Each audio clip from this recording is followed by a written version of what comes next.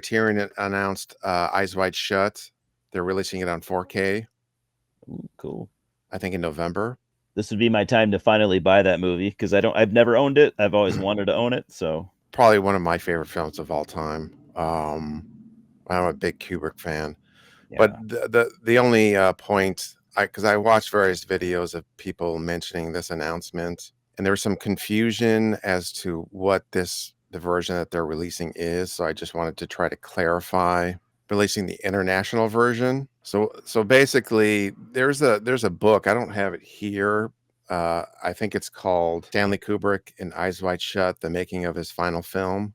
It's something Oh, like that, okay.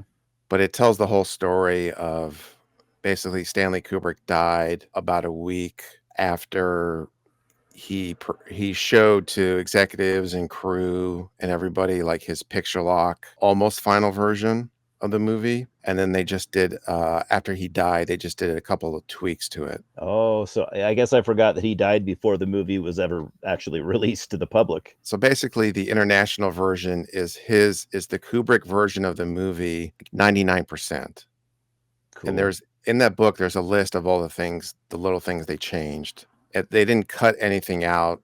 They like one of the like some of the things are there was a scratch that they repaired in one of the shots. They adjusted the color. There was like some sound things that they didn't finish. I think the most notable thing was, if you remember it's not a dream sequence, but like the Nicole Kidman is imagining having sex with that sailor, and they have it's like sepia toned, and then they mess with the frame rate so it looks all like dreamlike. Kubrick had decided he wanted to do something like that to that scene, but they hadn't actually decided yet what the effect would look like. So they had to kind of like ch- go with what they thought he would have wanted the most, maybe type of thing. Yeah, based on their conversation and the notes. Yeah.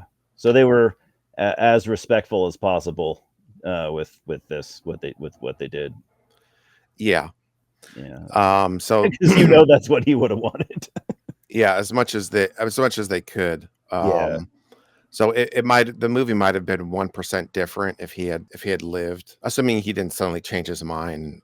Hmm. And then the U.S. version is the version they released in '99. They released that on VHS, and then the first DVD release was the U.S. version, and then all subsequent home video releases were the international version. And then the U.S. version, all that is during the orgy scene, they cover up some of the nudity with various CGI figures. Yeah, I'm wondering now which I don't even know which version I've seen. I guess like you said, I'll know when I see next time I watch it, I'll know whether it's the right or the one I'm used to or not. Yeah, so the home video is just the Yeah, VHS, the US VHS, and the first DVD that has the snapper case. that's probably what I saw. That's the US version. All other versions on home video are the international version. Okay, interesting. So this is the common version, and then the other part of it was the aspect ratio. Kubrick framed it for 1.85 to 1. There are some versions that are 1.33 to 1. The correct aspect ratio he wanted was on 1.85 to 1. Yeah, I can't wait to rewatch that. I remember just being so blown away when I watch. It's not really knowing what to expect, and I don't. I like Kubrick, but like I don't have the history that you have. But I just remember being like, this movie is. My mind was blown. It kind of made me like Tom Cruise for a little while, which is a hard thing to do.